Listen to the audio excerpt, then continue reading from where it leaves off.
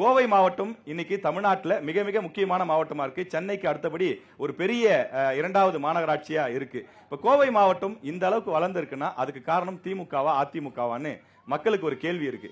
திமுக தான் அப்படின்னா அதை எப்படி நியாயப்படுத்துவீங்க? நீங்க தொடரலாம். தமிழ்நாடு தேர்தல் வரலாற்றில் இந்தியா என்கிற துணைக்கண்டத்தில் மீண்டும் தமிழ்நாட்டுடைய குரலாக முத்துவேல், கருணாநிதி, ஸ்டாலின் ஆகிய நான் என்கிற குரல் கோட்டையில் இரண்டாவது முறை ஒலிப்பதற்கு இந்த முறை கோவையில் 10க்கு 10ஐயும் இந்த மக்கள் கொடுக்க இருக்கிறார்கள். அந்த மக்களின் சாட்சியாக ஒரு தொலைக்காட்சி ஊடகங்களில் மிக நெருங்கிய தொடர்புடையவன் என்கிற முறையில் பல்வேறு வாதங்களில் பங்கேற்றிருந்தாலும் இந்த வாதம் என்பது மக்களோடு மக்களுக்கான வாதம். இந்த வாதத்தில் உங்களோடு பங்கேற்றுவதில் மிக்க மகிழ்ச்சியும், இந்த ஆதரவை எங்களை போன்ற ஜனநாயக சக்திகளுக்கு அளித்த நியூஸ் தமிழ் தொலைக்காட்சிக்கு என் மனமார்ந்த நன்றிகளை தெரிவித்துக் கொள்கிறேன். தம்பிகள் எல்லாரும் ரொம்ப பேர் வந்திருக்கோம். திராவிட முன்னேற்ற கழகத்தைச் சேர்ந்த என்னுடைய ஆரோக்கிய தம்பிகளுக்கும் கழகத்து உடன்பிறப்புகளுக்கும் ஒரே ஒரு வேண்டுகோள்: கருத்தை கருத்தால் மோதுவோம்.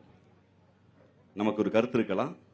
மரியாதைக்குரிய என்னுடைய அண்ணன் அம்மன் அர்ஜுன் அவர்கள் மூத்த அரசியல்வாதி, மக்களில் ரொம்ப அறிமுகமானவர், அவருக்கு ஒரு கருத்து இருக்கலாம். என்னுடைய ஆரோக்கிய தம்பி பேரறிவாளர், அவருக்கு ஒரு கருத்து இருக்கலாம்.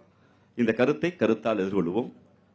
அந்த கருத்து சிதறல், அந்த கருத்து நாங்கள் சொல்கிற போது உங்களுக்கு சரியென்று பட்டால் அதை கரவொலி எழுப்பி கையோசை மட்டும் எழுப்பலாம்.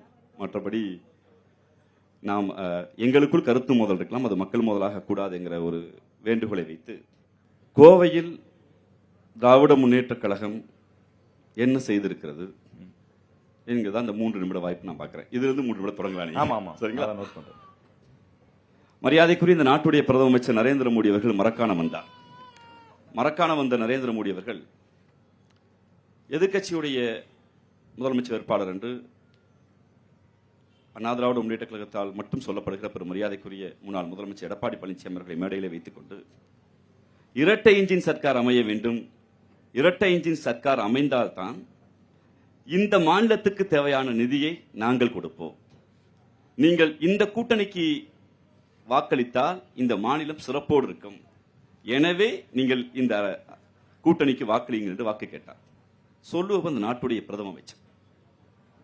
நான் தமிழ்நாட்டுக்கு இதை செய்திருக்கிறேன் என்று வாக்கு கேட்க வேண்டிய நாட்டுடைய பிரதம அமைச்சர் எங்களுக்கு நீங்க வாக்களிக்கல, இனிமே வாக்களிச்சா செய்வோம் என்று பிரச்சாரம் செய்கிறார். இது பரவாயில்ல, ஏன்னா தமிழ்நாடு 40 தொகுதியிலும் அவருக்கு தோல்வியை கொடுத்து அனுப்பியது. ஆனால் நாட்டின் பிரதமராக கோவைக்கு வந்துடலாம். நாட்டின் பிரதமராக பெரும் மரியாதைக்கு நரேந்திர மோடி அவர்கள் வந்தார். இது ஒரு நேரட்டிவ். இதேபோல் பெருமரியாதைக்குரிய எங்களுடைய முதலமைச்சர் அவர்கள் ஆட்சி பொறுப்பேற்று ஒரு மாதத்தில் பக்கத்தில் சிங்கானூர் இருக்கக்கூடிய இஎஸ்ஐ மருத்துவமனைக்கு வந்தார். கொரோனா பேரிடர்ங்கிற போது பெருமரியாதைக்குரிய எங்களுக்கு முன்பு முதலமைச்சர் இருந்த எடப்பாடி பழனிசாமி அவர்கள், இது பணக்காரர்கள் நோய், எல்லோருக்கும் வராது, நீங்க வாட்டில் இங்கே வேணாலும் போலான்னு ஒரு ஸ்டேட்மெண்ட் விட்ட போது எல்லோருக்கும் அந்த நோய் வந்தது தொற்று நோய் தான். போய் நோயாளிகளை பார்த்து விட்டு வெளியே வந்து சொன்னார், கோவை 10 தொகுதியிலும் எங்கள் தோற்கடித்தது.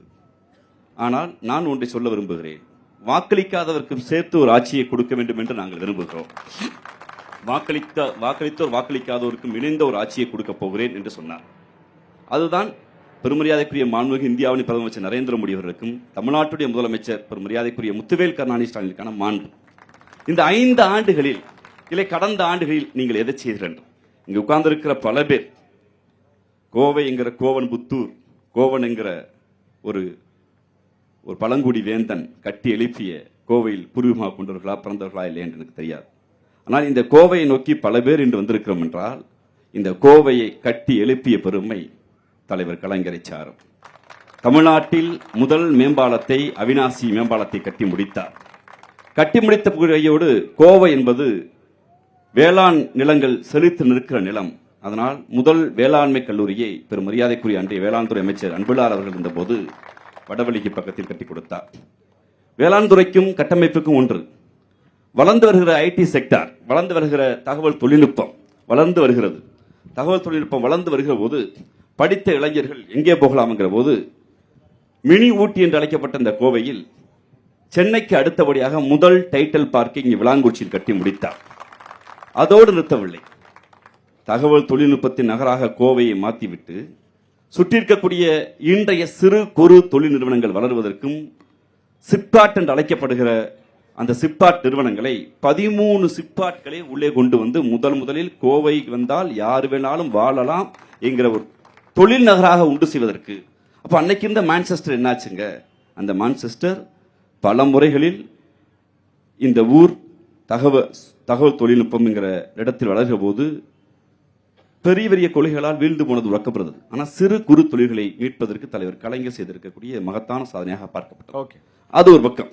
அதற்கு அடுத்ததாக சமூக மேம்பாடு என்று வருகிற போது திராவிட முன்னேற்ற கழகம் ஒன்றை மீண்டும் மீண்டும் சொல்லிக்கொள்ள விரும்புகிறது.